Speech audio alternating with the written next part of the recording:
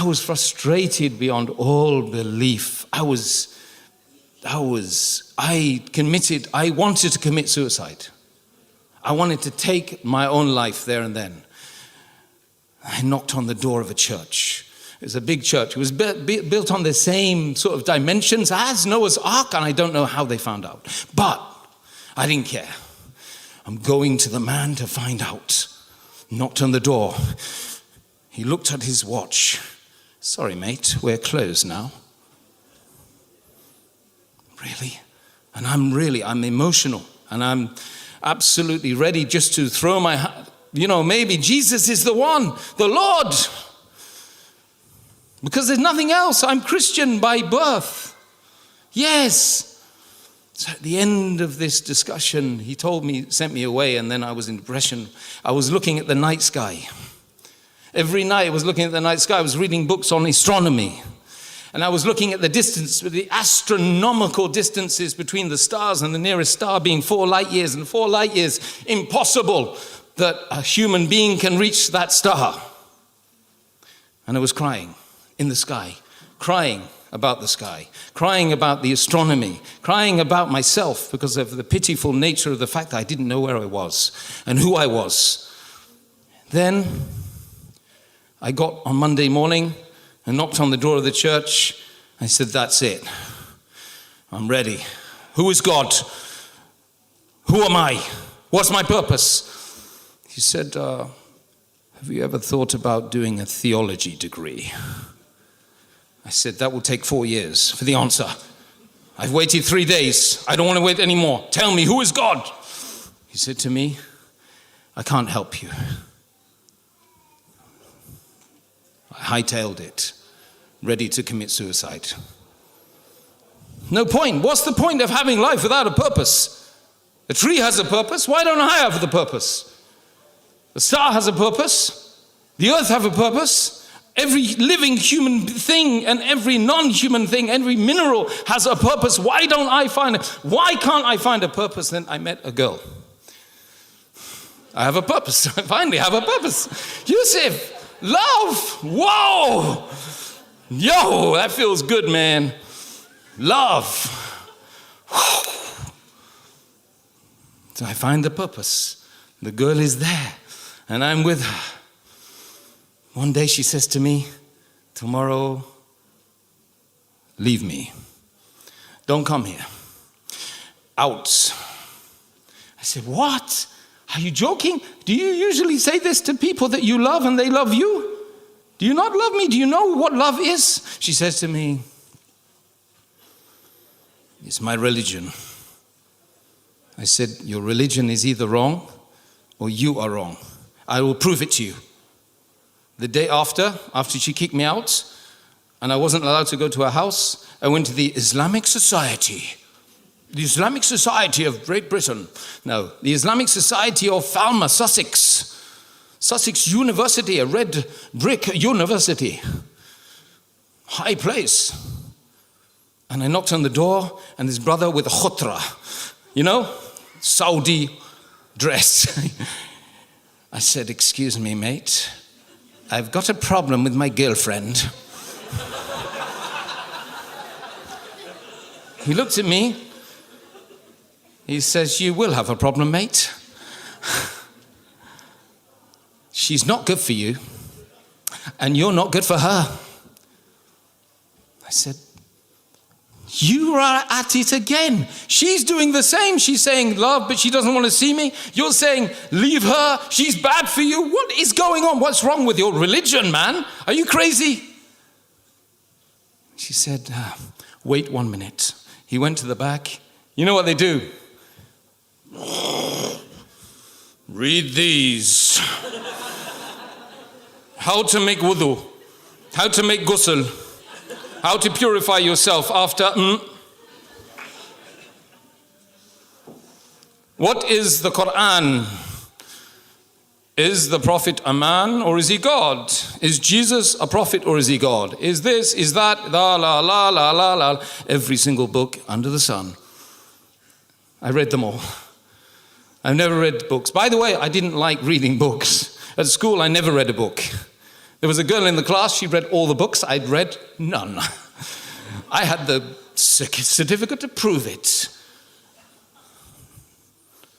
Cane marks on my backside. That's it. That's the way it was back in the day, by the way. That's why we were more disciplined. Careful. He's too old now. So anyway, I read the books. I read every one. And something happened inside me. And then I remembered the girl. I would read every book to get the girl. Nothing is going to stop me from this love. This love is greater than all of the things created. It's amazing. Ajib, as they say in Arabic. Ajibun, tayyibun. Amazing. Something fantastic. Something miraculous. Something magical. So I will read the books. So I kept reading the books. I kept meeting them in the Islamic society. I learned how to pray. Read Al-Fatiha.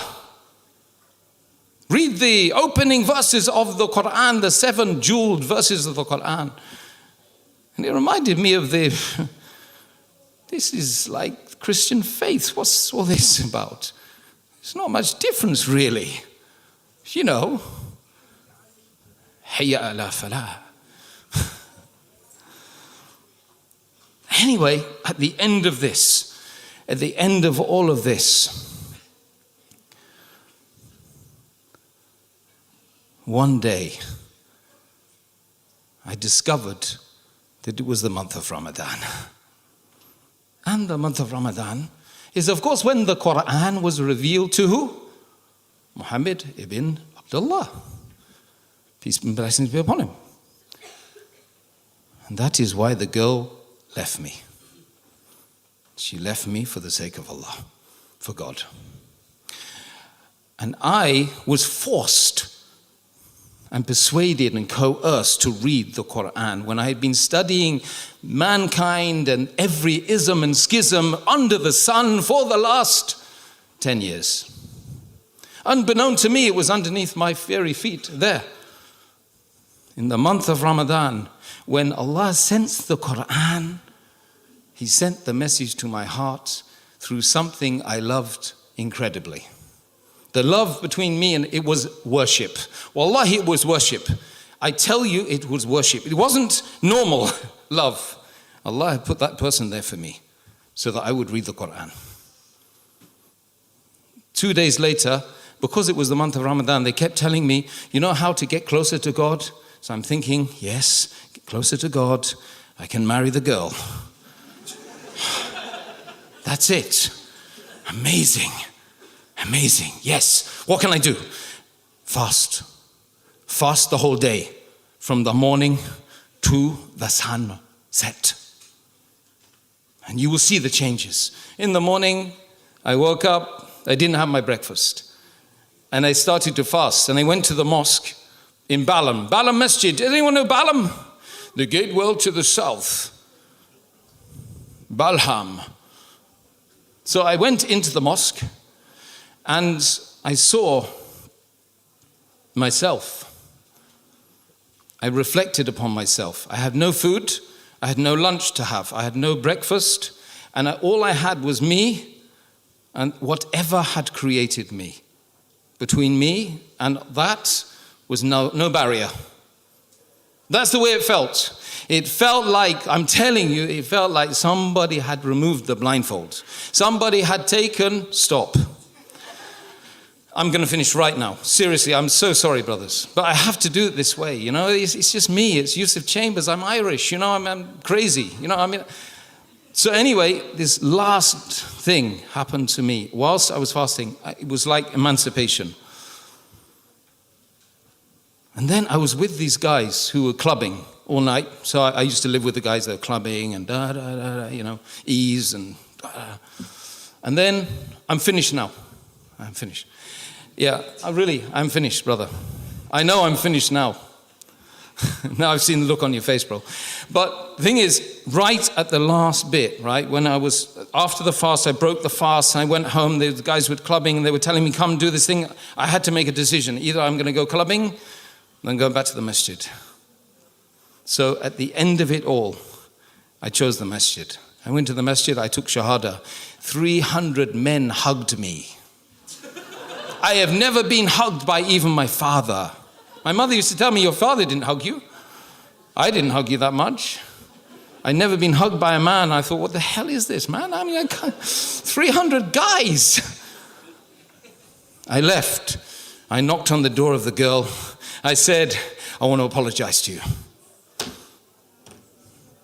Your faith is amazing. You are the issue.